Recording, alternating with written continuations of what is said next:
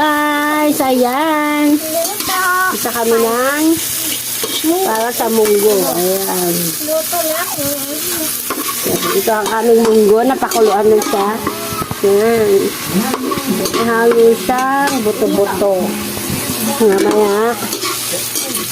Ayan, nilagay mo Isa. bawang. Anong nilagay mo dyan, madam? Sibuyas, bawang, saka kamatis. Sa kamatis. Ayan. Apo, sabi ko na yung ginisang munggo. Ayan. Mamaya nalalagay ang iba. Mamaya lalagay ang iba. Ayan. Ang aking kusinera for today.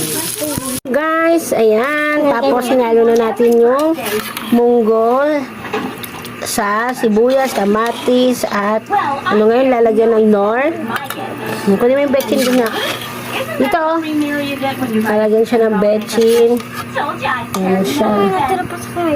Ayan. Now I know you don't have one of these.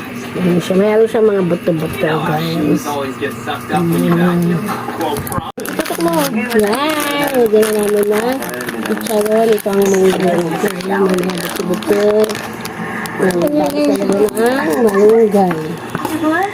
Basta tinawala lang yan. Pwede din sa malunggay. Pwede din ang palaya na may dahon. Dahon ng ampalaya pwede din. Hindi na kayo kumakain yun. Kaya